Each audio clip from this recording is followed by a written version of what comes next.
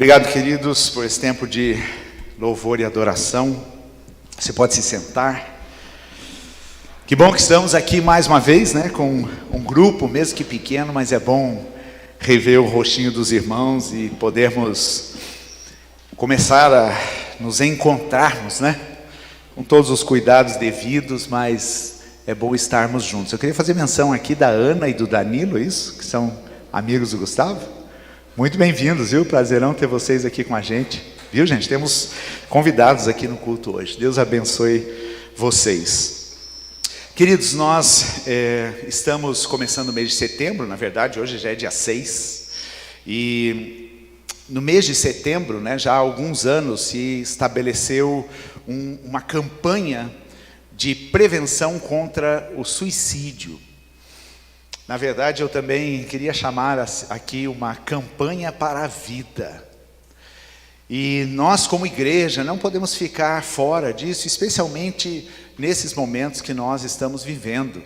Nós vivemos momentos onde as pessoas estão bastante atingidas na sua condição emocional e estão enfrentando grandes lutas nesta área, depressão, transtornos, né, que dizem respeito às emoções, e nós queremos fazer parte disso. Nós queremos ser uma igreja que tem uma palavra de esperança para pessoas que estão tendo esses enfrentamentos.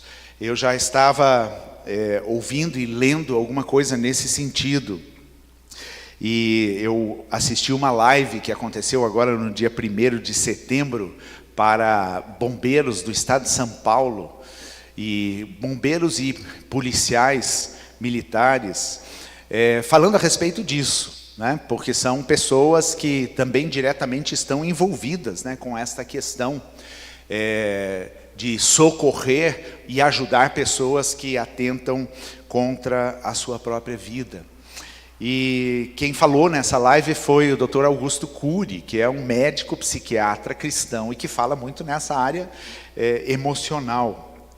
E é muito curioso a abordagem que ele faz a respeito desta questão do suicídio, né? Na verdade, a abordagem que ele faz é uma abordagem em função da vida, em função de resgatarmos, né, esse dom tão precioso que Deus nos deu.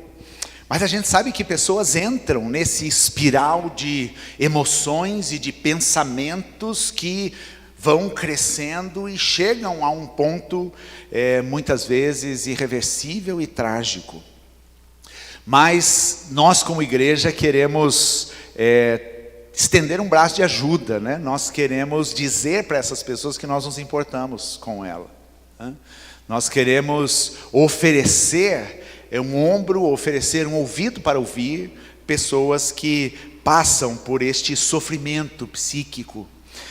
Então nós, neste mês de setembro, nós iremos caminhar com esta campanha. Eu acredito que já apareceu aí, né, Wilson? Já apareceu aí a nossa arte, o Setembro Amarelo, e no final dessa mensagem eu vou falar um pouquinho mais sobre isso.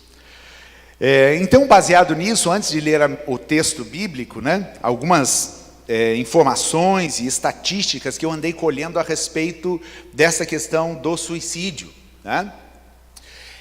Surpreendentemente, existe uma média de 800 mil pessoas por ano que se suicidam no mundo todo.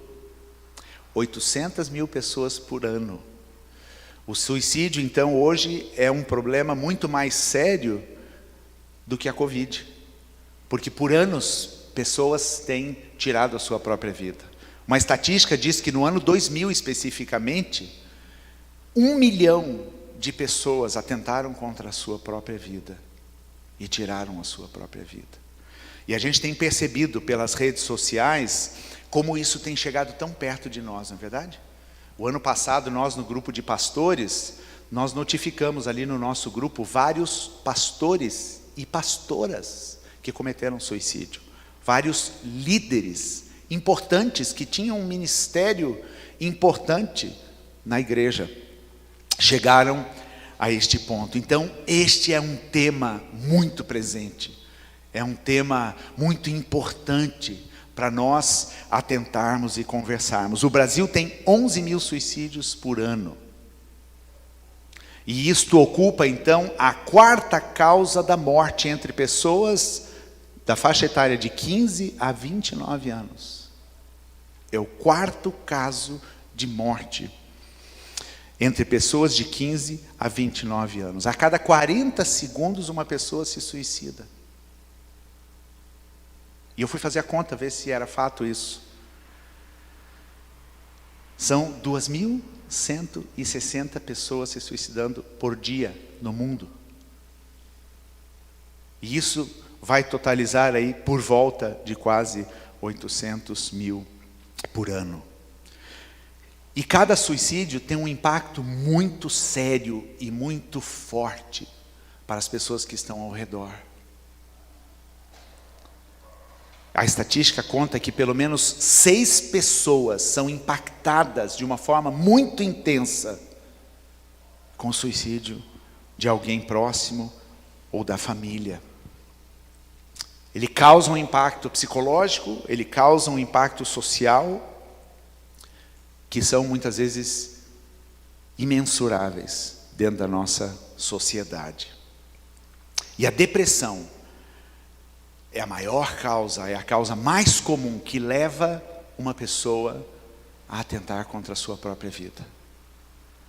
O suicídio é o final da linha de uma angústia que está dentro desta pessoa e que o leva então a querer não necessariamente tirar a própria vida, mas tirar aquela dor incontrolável que ela tem dentro dela.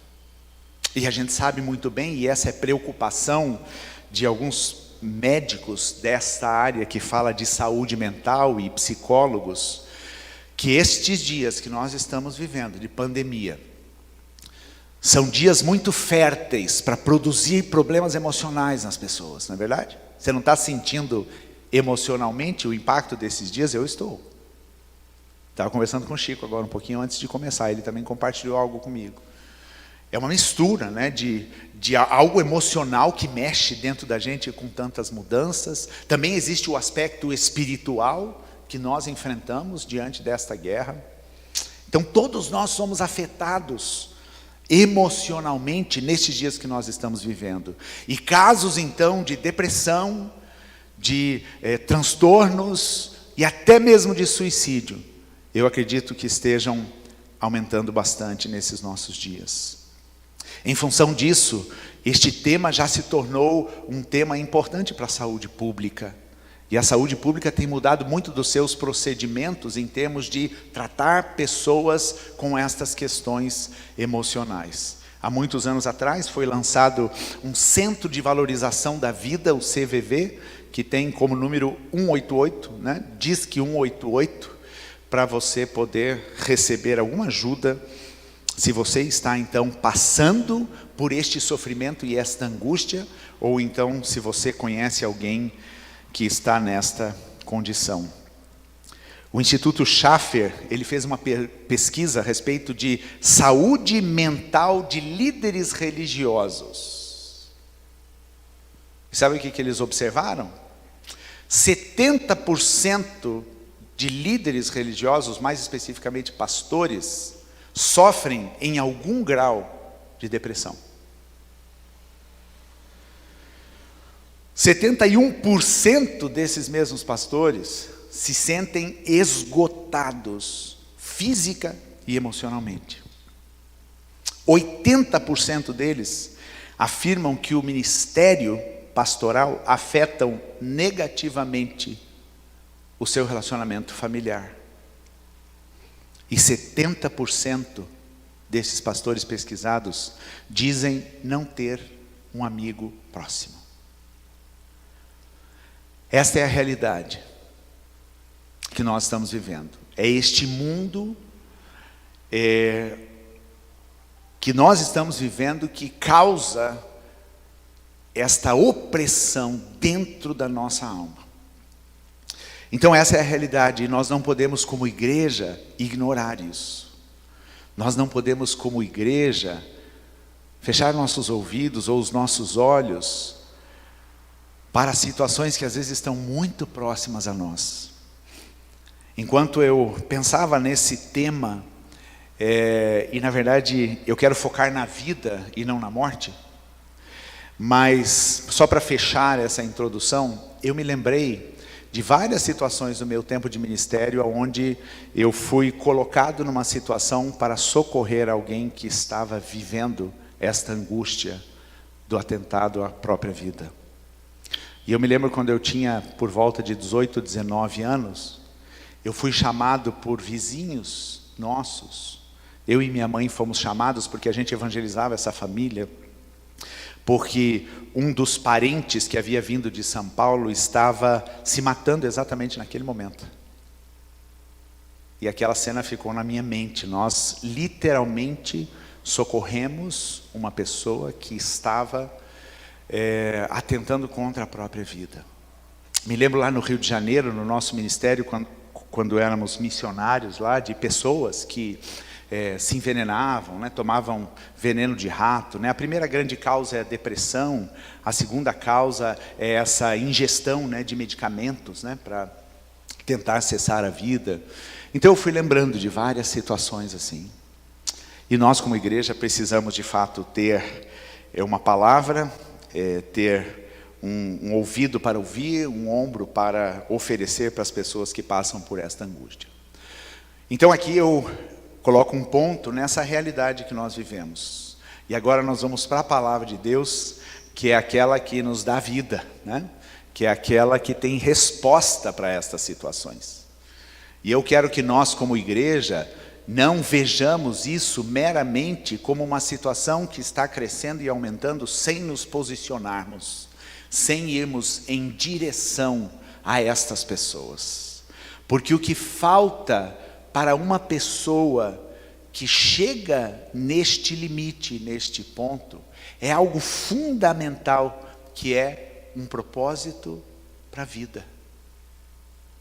Toda pessoa que chega nesse estado, ou que começa a sofrer intensamente de depressão, lhe falta ali um propósito para a vida. Esta falta de propósito sufoca, essa falta de propósito tira a sua energia. E todas aquelas lembranças, todas aquelas memórias, todos aqueles registros negativos, né, que o Dr. Augusto Cury ele chama das janelas killers, né, que são coisas que vêm e que se abrem na nossa mente, nas nossas emoções, sempre nos colocando para baixo, sempre nos fazendo sentir derrotados. E a pergunta de toda pessoa que passa por essa angústia de depressão é: qual é o sentido da minha vida? Por que eu existo? Se eu deixar de viver, não farei falta para ninguém. E estes pensamentos começam a tomar a mente de uma pessoa assim. Por isso me veio muito claramente alguns textos da Bíblia. E de fato, uma pessoa que está vivendo esta angústia emocional, ela precisa parar para refletir sobre o propósito que ela tem na sua existência. Eu quero ler 2 versos num primeiro momento com vocês. O primeiro é num livrinho bem difícil de encontrar, que é Amós, ok? Ele tem na Bíblia, tá? Ele está na sua, ela tenha certeza disso. Daniel, Oséias, Joel, Amós, ok? É um livrinho pequeno, um profeta que era um boiadeiro, né? Amós era boiadeiro, ele cuidava de gado. E Deus o chama então para profetizar. Nós vamos ler um verso somente. Amós capítulo 5, o versículo 4. Amós, verso 5, 4. Acharam Amós na sua Bíblia aí? Bom, quem tem celular está fácil, né? Ou então está aqui projetado na tela. Amós 5, 4. Preste atenção nesse texto. O Senhor diz isto ao povo de Israel: voltem para mim, a fim de que tenham vida. O Senhor diz isto ao povo de Israel: voltem para mim, a fim de que tenham vida.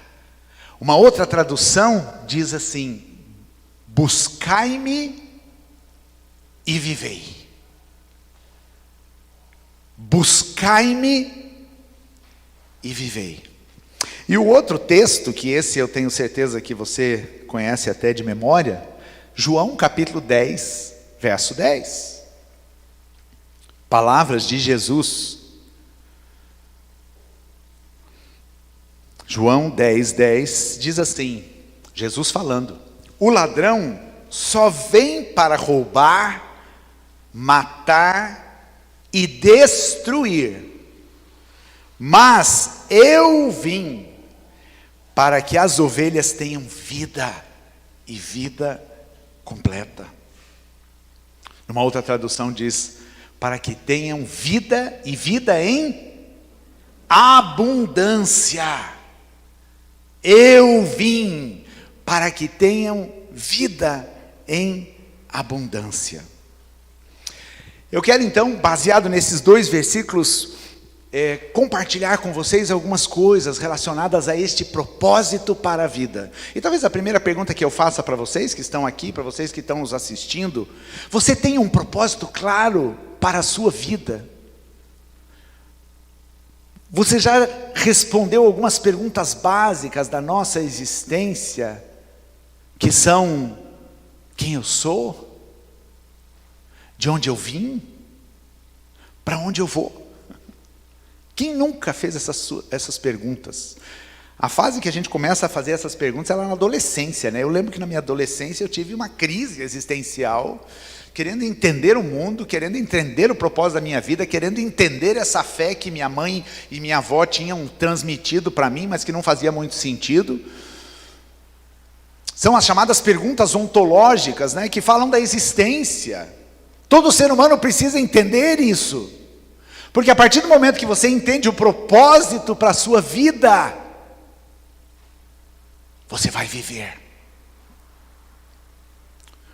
A partir do momento que você entende quem é você, o porquê você está aqui, você vai querer viver.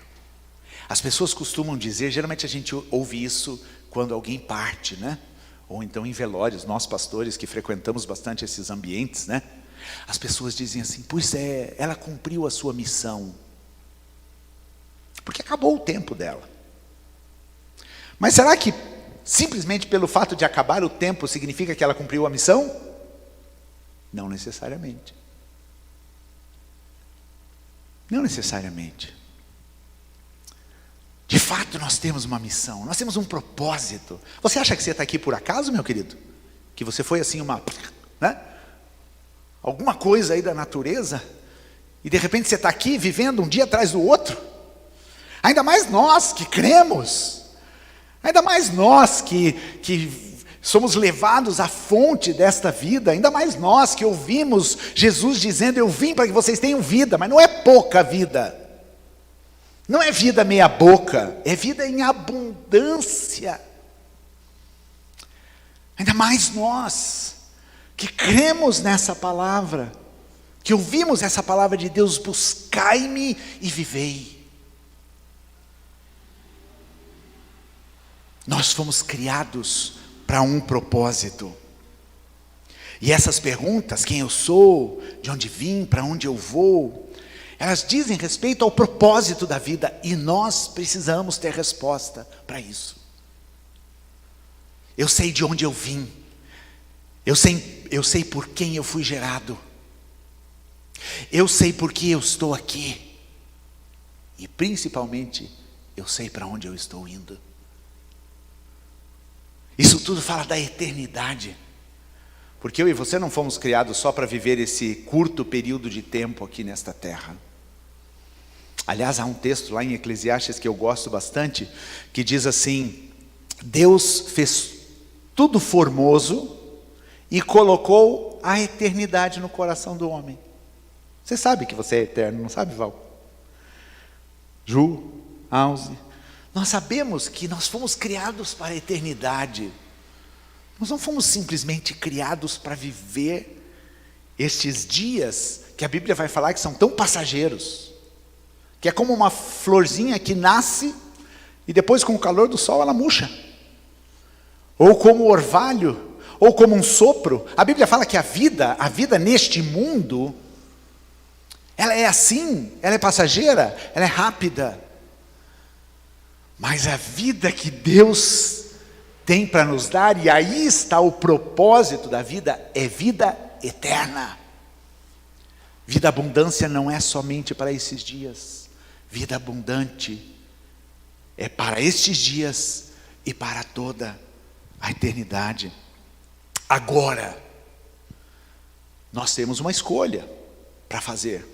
E essa escolha diz respeito ao seguinte: eu sou um acidente nesse mundo? Ou eu fui projetado?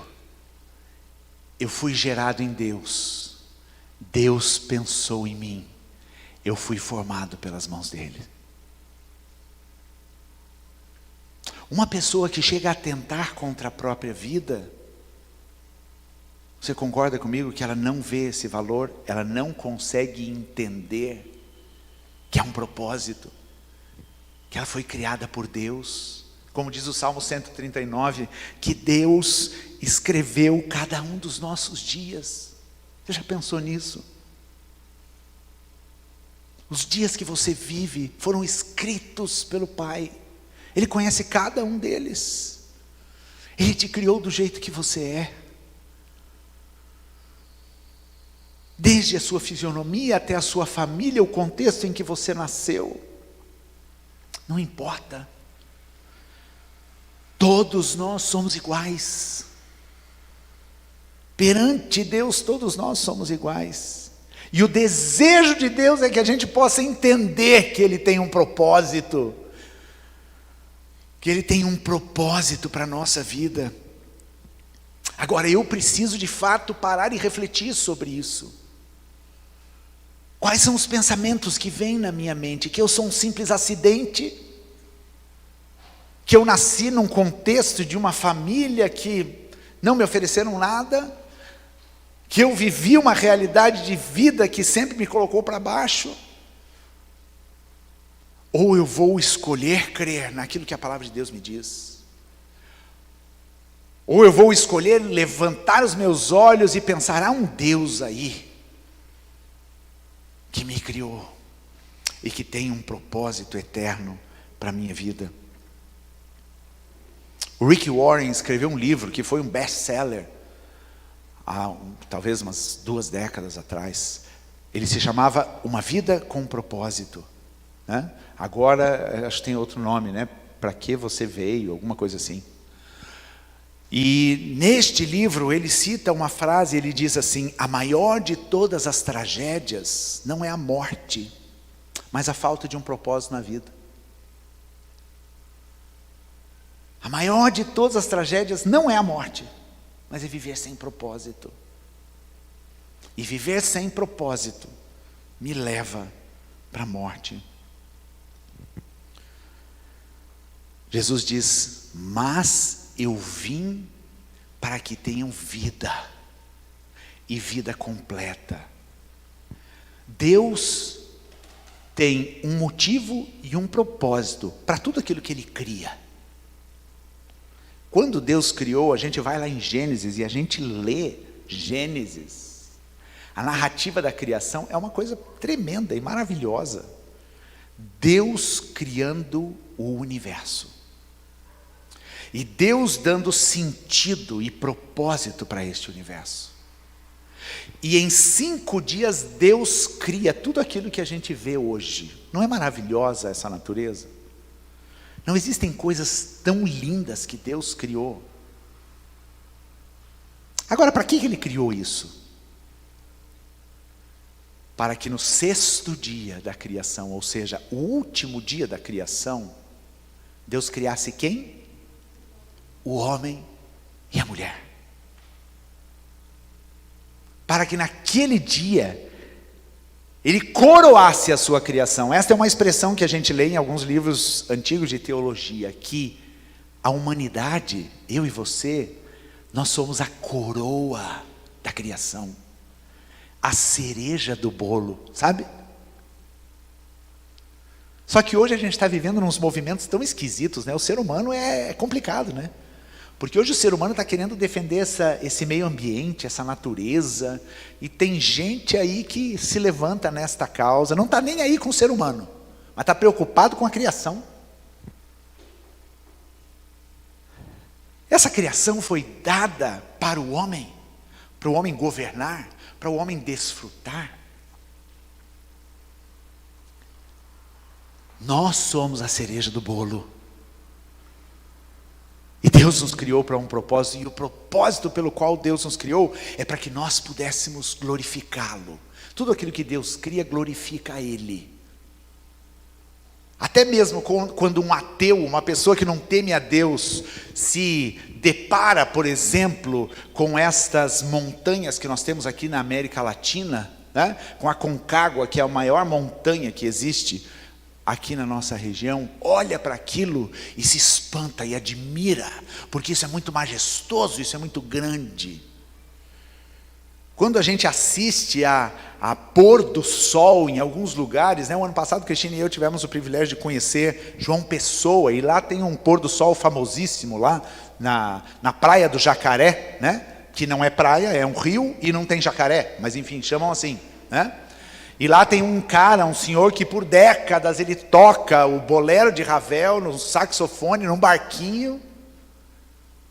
Quando a gente vê aquele sol maravilhoso se pondo, como não entender que Deus tem um propósito para a minha vida? E é aquilo que Jesus fala: se Ele cuida das aves do céu, se Ele cuida das flores, como Ele não vai cuidar da coroa da sua criação?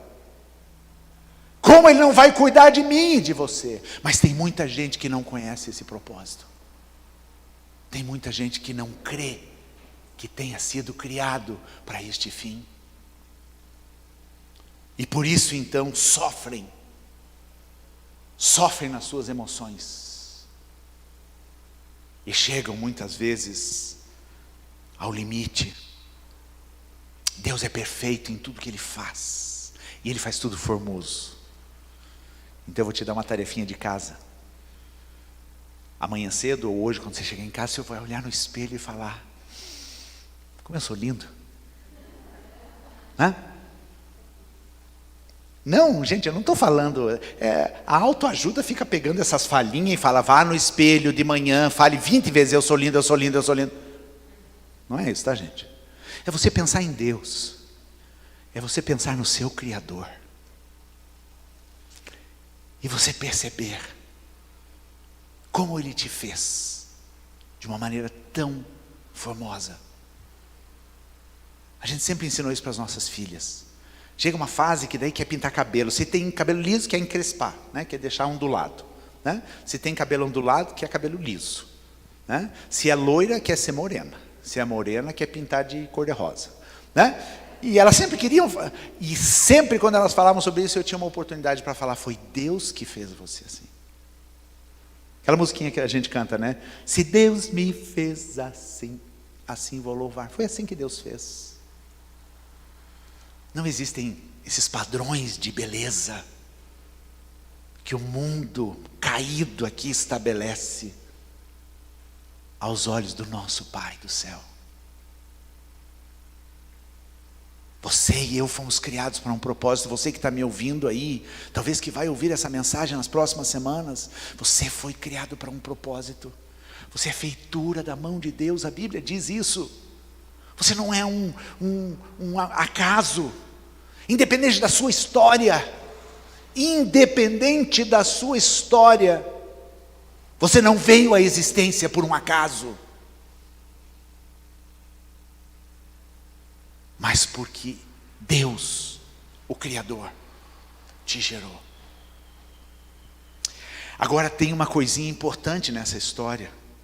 Deus nos criou para um propósito, mas algo aconteceu que roubou esse propósito de Deus na vida do ser humano, não é verdade? E o que roubou esse propósito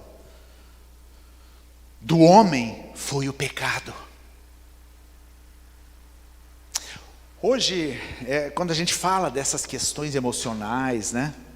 e psíquicas e transtornos, né? A psicologia vai dando nome para transtorno, qualquer coisa é transtorno, né? Transtorno disso, daquilo outro, né? Esses dias até eu descobri uma situação específica de uma pessoa que eu estava aconselhando, eu descobri que tinha um nome para aquele transtorno. Então a psicologia, ela vai falar tudo, né? Ela vai rotular ou nominar tudo aquilo que as pessoas têm hoje. Mas sabe o que na verdade destruiu esse propósito de Deus na vida do ser humano? Roubou esse propósito de Deus? Foi o pecado. Nós somos uma natureza caída. As nossas emoções, elas também caíram. Nós fomos terrivelmente afetados pelo pecado nas nossas emoções. E o pecado nos desnorteou desta direção da vida. É como se você tivesse levado uma cacetada na tua cabeça e de repente você pensou, opa, eu estava no Éden, vivendo aquela comunhão perfeita com Deus Pai, e de repente agora eu não sei nem que rumo tomar. Onde é mesmo o caminho que leva para a vida? O pecado fez isso. Desnorteou. E daí o que a gente faz? A gente vai procurando os nossos próprios caminhos. E a gente vai entrando por avenidas que se apresentam diante da gente. Eu acho que a vida está aqui. E daí eu sigo por ela. Até que este caminho, que eu pensava que era caminho de vida, começa a se mostrar como caminho de morte. E ali não está o propósito para a minha vida. Não é assim que o ser humano vive hoje? Em busca dessas avenidas, porque há um desespero de buscar pela vida, aquele propósito de vida que foi roubado lá no Éden, por causa do pecado.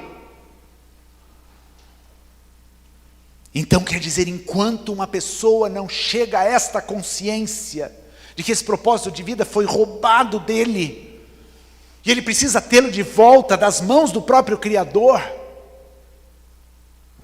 enquanto isso não acontece, a pessoa vai viver a sua angústia existencial, as suas lutas. E essas lutas chegam muitas vezes a momentos irreversíveis. Porque até isso a gente percebe hoje, né?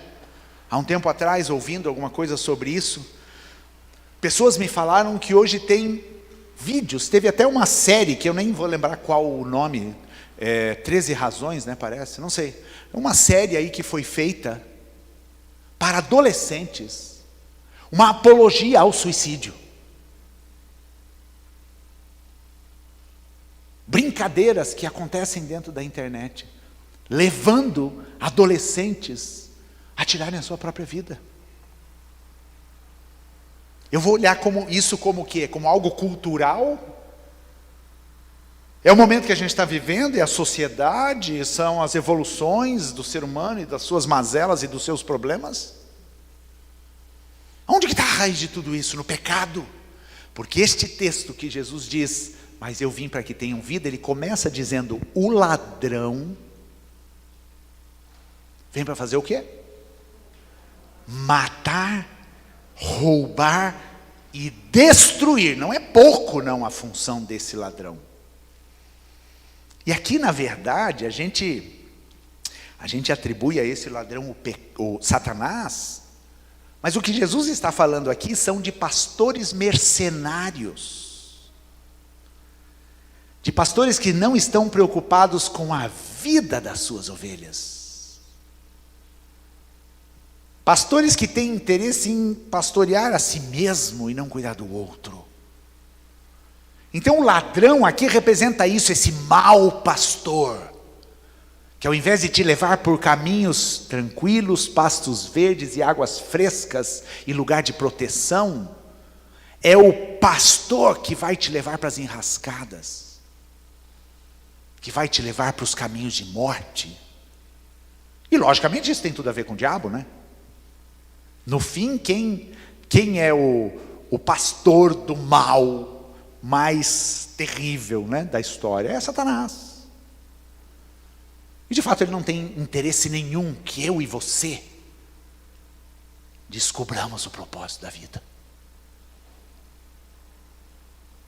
E daí ele vem para matar, para roubar e para destruir. Ele é a personificação daquele que quer roubar a glória que deveria somente ser atribuída a Deus. Então é isso que ele ensina a gente a fazer no pecado. Não olhe para Deus, não. Olhe para você. Não dê glória a Deus, não. Não reconheça que a tua vida vem dele. Mas simplesmente corra, a vida está dentro de você, vá atrás das suas coisas. Receba você a glória. Então, uma das grandes consequências do pecado foi roubarmos a glória que é de Deus. Voltando à história desses defensores aí da natureza, né, desses movimentos aí que acontecem defendendo a natureza, eles querem dar a glória a Deus? Não. Eles querem roubar essa glória. E como o ser humano é craque em fazer isso. E Satanás, então, que foi aquele que intentou na eternidade roubar a glória de Deus, sentar-se no trono de Deus, ele transfere isso por meio do pecado a toda a natureza.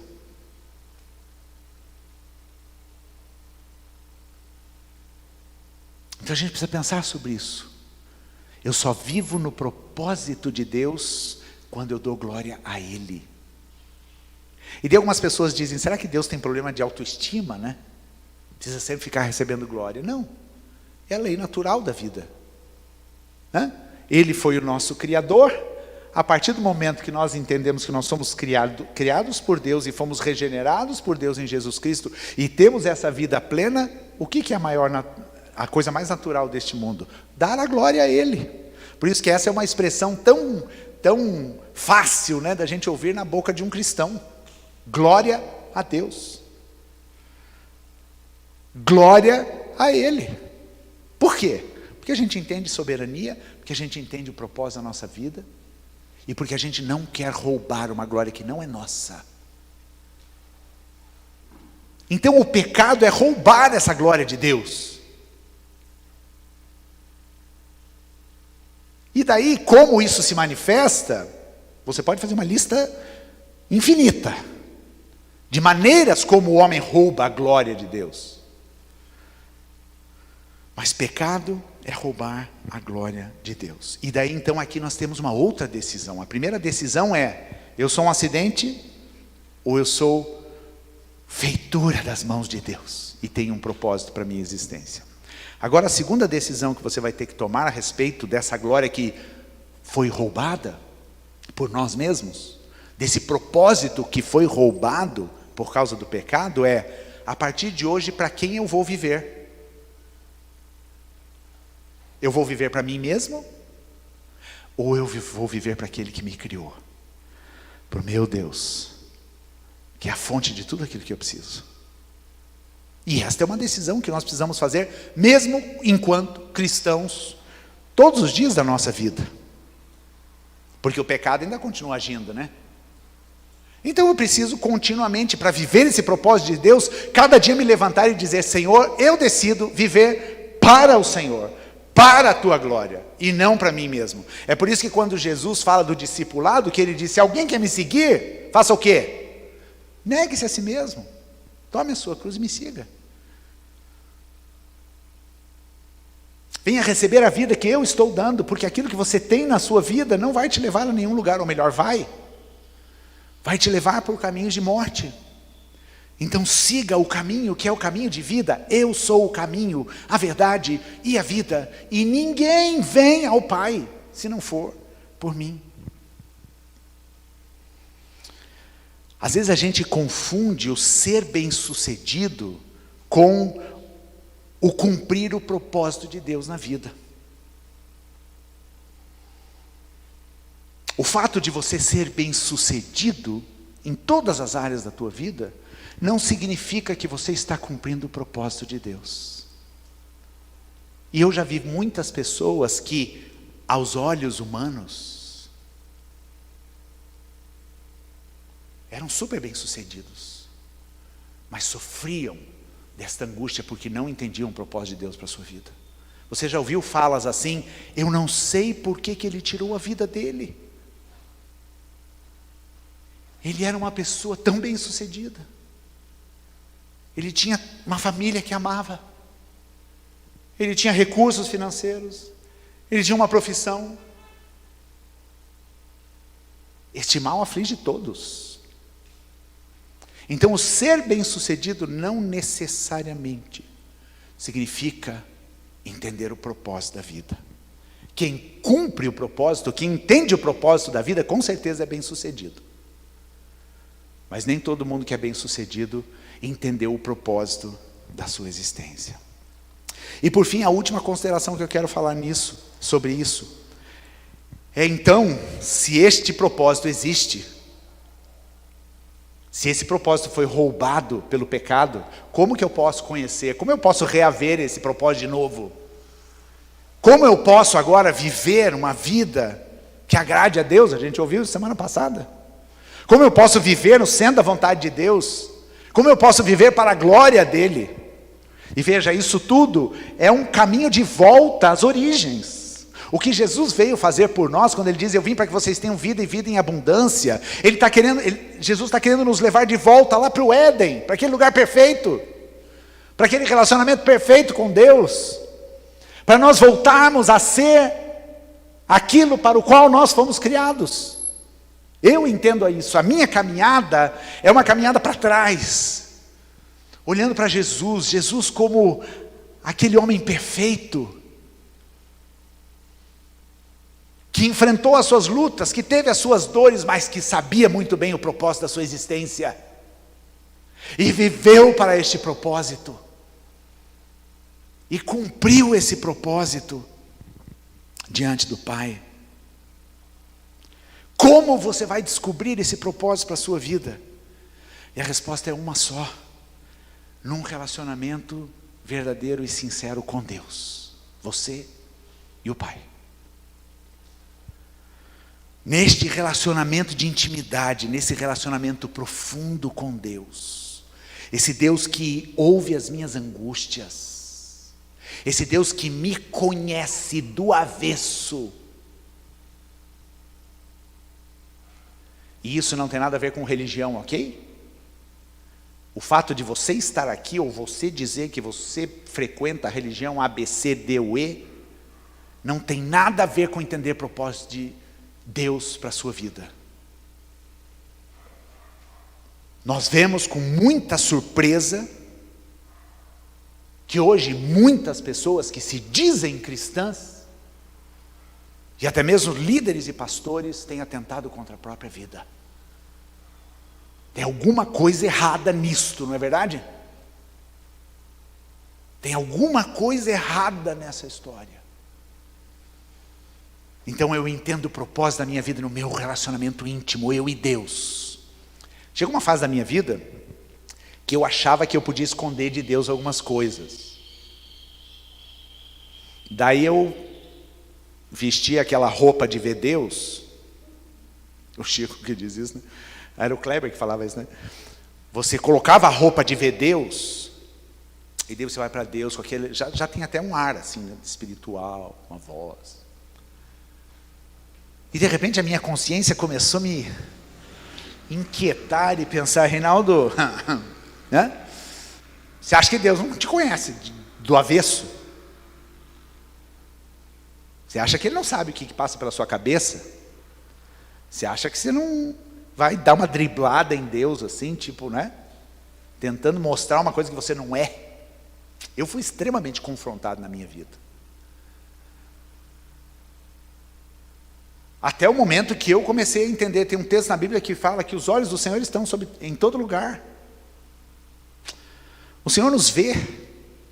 Tem até uma passagem interessante que eu me lembrei esses dias, a gente estava orando em alguma reunião aí, e me veio essa passagem, não sei se foi na célula.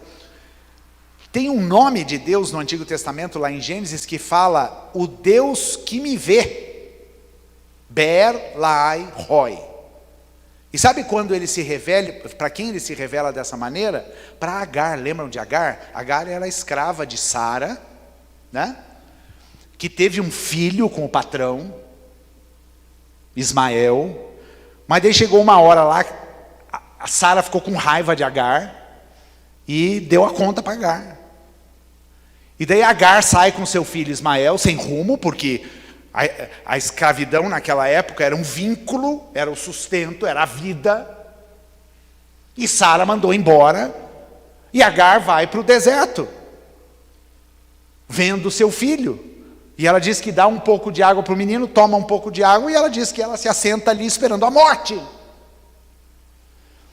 E daí Deus se manifesta a ela, como Deus que vê. Gente, não tem aonde a gente possa se esconder de Deus. Deus é o Be'er Lahai Roi.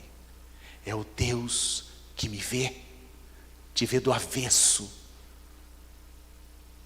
Não simule coisas com Deus, não engane Deus. Porque na verdade, quando a gente tenta fazer isso, a gente se engana a nós mesmos. Abra o teu coração para o Senhor e diga: Senhor, eu quero te conhecer, eu quero entender o propósito para a minha vida. Eu quero entender como é que é esse negócio de que o Senhor veio para que eu tivesse vida e vida em abundância. Isso não está acontecendo na minha vida. E eu quero viver essa vida abundante. Eu quero beber dessa fonte. O texto que nós lemos lá em Amós, o que dizia? Voltem para mim a fim de que tenham vida. Lá o profeta está tratando uma questão de pecado, de um povo que abandonou a Deus, que foi se prostrar diante de outros deuses. E pecou, e abandonou os caminhos. E o que Deus está falando por meio do profeta? Voltem. Voltem para mim, porque se vocês não voltarem para mim, vocês vão continuar vivendo a morte e não vão entender o propósito da vida. Voltem, buscai-me e vivei. Ele é a fonte. E é este relacionamento profundo que eu preciso buscar com o Senhor. João 1,4, aquela passagem maravilhosa de João, começa dizendo que a vida estava nele. Olha o que diz. Ali, na verdade, João começa o seu evangelho falando de Jesus, e ele chama Jesus aqui de verbo ou palavra. No verso 4 ele fala: a palavra era o quê?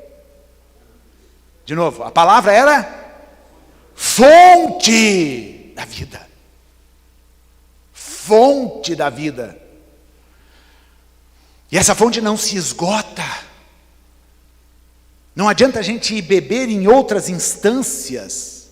É melhor beber na fonte. A palavra, Jesus, era a fonte da vida. E essa vida trouxe a luz para todas as pessoas. Essa passagem está falando a respeito de Jesus Cristo. E de que Ele veio revelar onde está a fonte. Se Amós fala, buscai-me e vivei, Jesus está dizendo, olha, a fonte é lá. A fonte sou eu.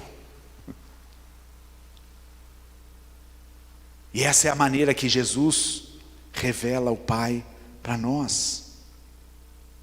Ainda em Hebreus capítulo 1, verso 3, o autor de Hebreus ele vai dizer que Jesus, o Filho, brilha com o brilho da glória de Deus e é a perfeita semelhança do próprio Deus. Ele está falando que Jesus e Deus são a mesma pessoa. Ele está falando que Jesus veio revelar a Deus. Ele veio até aqui para dizer para a gente que existe um propósito para a gente viver. Foi a máxima revelação de Deus, foi a encarnação de Cristo. Numa outra tradução vai dizer que Jesus era a expressão exata do seu ser. Jesus é Deus. Mas agora um Deus que a gente conhece. Um Deus que veio. Um Deus que mediou. Um Deus que mostrou o caminho.